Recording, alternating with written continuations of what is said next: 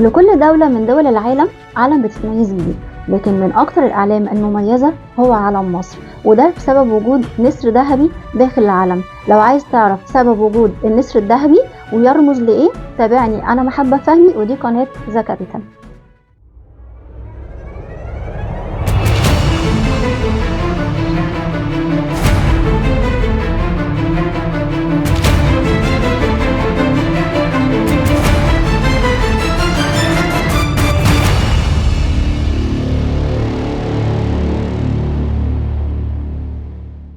تم الاستقرار على الشكل النهائي للعلم المصري في أكتوبر 1984، واللي فضل مستمر لوقتنا الحالي.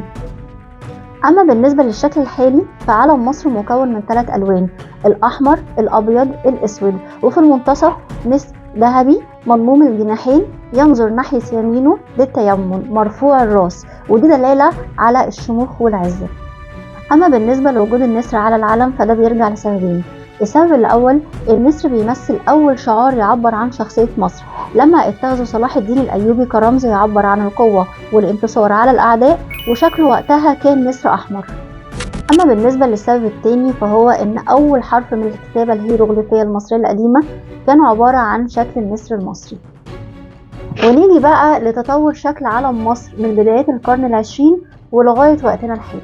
بعد قيام الحرب العالمية الأولى سنة 1914 تولى السلطان حسين كامل حكم مصر، وبقى شكل العلم المصري عبارة عن علم أحمر بداخله 3 أهلة و3 نجوم خماسية بيضاء.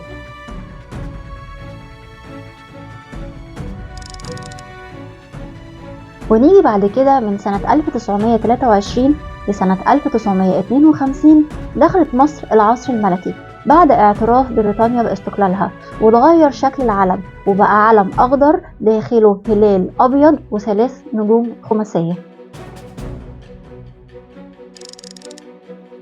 وبعد ثورة يوليو 1952 ظهر لأول مرة علم هيئة التحرير صاحب ال3 ألوان: الأحمر والأبيض والأسود، وفي المنتصف نسر صلاح الدين. نيجي بقى لسنة 1958 بعد توحد مصر وسوريا، أصبح شكل العلم المصري عبارة عن 3 ألوان، وفي المنتصف نجمتين لونهم أخضر في إشارة للدولتين مصر وسوريا.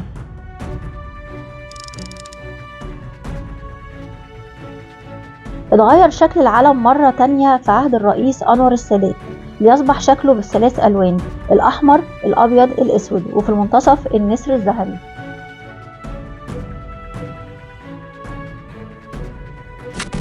وآخر مرحلة في تطور شكل العلم حصلت في عام 1984 في عهد الرئيس السابق حسني مبارك، عشان يفضل شكل العلم بدون تغيير حتى الآن. لو عجبتكم الحلقة ما تنسوش تكتبوا لنا رأيكم في التعليقات، ولايك وسبسكرايب.